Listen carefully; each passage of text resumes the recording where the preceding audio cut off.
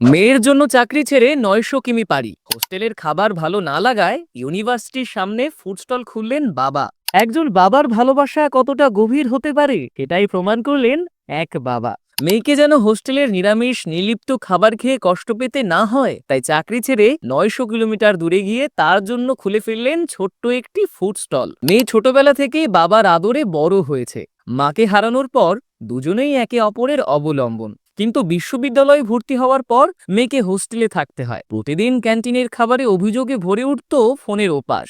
বাবা, এই খাবার খেতে পারি না। শুধু একটা ইচ্ছে, মেয়ের মুখে যেন আবার বাড়ির খাবারের স্বাদ ফেরে। তাই একদিন সাহস করে চাকরি ছেড়ে দেন বাবা। নতুনভাবে রান্না শেখেন, ভাত, নুডলস, ভাজাভুজি, যা মেয়ের প্রিয়। তারপর মেয়ের বিশ্ববিদ্যালয়ের গেটের কাছেই ছোট্ট দোকান ভাড়া নিয়ে শুরু করেন নিজের ফুড স্টল। প্রথম দিন মাত্র 7 প্লেট খাবার বিক্রি হয়েছিল, লাভ হয়নি।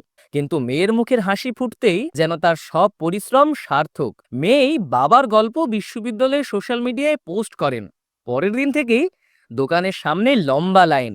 ছাত্রছাত্রী, শিক্ষক, স্থানীয় মানুষ সবাই ছুটে আসে শুধু এক বাবার ভালোবাসার স্বাদ নিতে। গল্পটি এখন গোটা চীন জুড়ে ভাইরাল। এই ঘটনাটি চীনের জিলিন প্রদেশের শিপিং শহরের জিলিন নর্মাল ইউনিভার্সিটির ছাত্রী লি বিংদি এবং তার বাবা লির জীবনের গল্প। অনেকে বলে বাবার ভালোবাসা পাহাড়ের মতো দৃঢ়, কিন্তু আমার কাছে তার ভালোবাসা সূর্যের মতো উষ্ণ। একজন বাবা যিনি মেয়ের মুখের হাসি ফোটাতে নিজের জীবনটাই বদলে ফেলেছেন, তিনি আজ সবার হৃদয়ে সবচেয়ে ভালোবাসার বাবা। ব্যুরো রিপোর্ট, ভুবন গ্রাম সংবাদ।